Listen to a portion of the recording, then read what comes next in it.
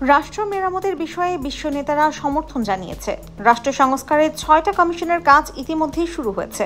তবে পুরোদমে সংস্কার শুরু হওয়ার আগে বাংলাদেশের রাজনৈতিক দলগুলোর সাথে আরেক দফা আলোচনা করা হবে বলে জানিয়েছেন অন্তর্বর্তী সরকারের প্রেস সচিব শফিকুল আলম।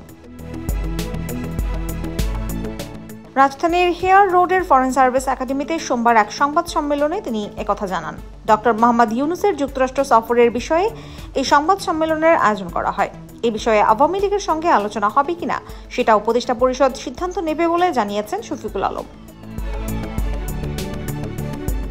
18 মাসের মধ্যে জাতীয় নির্বাচন আয়োজনের প্রসঙ্গে এক প্রশ্নের জবাবে তিনি বলেন, নির্বাচনের বিষয়ে সেনাপ্রধান নিজের মতামত জানিয়েছেন, কত মাস লাগবে সেটা নির্ধারণ করবে জনগণ। এছাড়া বিশ্ব নেতারা সময় জানতে চাননি উল্লেখ করে প্রেস সচিব বলেন, কমিশনের প্রতিবেদন নিয়ে রাজনৈতিক ঐক্যমত ও জনগণ সহ সব স্টেক হোল্ডারের সাথে আলোচনা এবং মতামত নিয়ে ভোটের দিন নির্ধারণ করা হবে।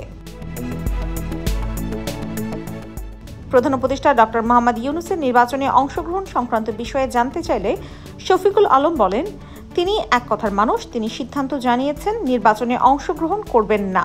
তিনি রাষ্ট্র মেরামতের এই সুযোগকে মহৎ একটি কাজ হিসেবে বিবেচনা করছেন এবং এটিকে সফল জায়গায় নিয়ে যেতে চান। IBTV USA news desk.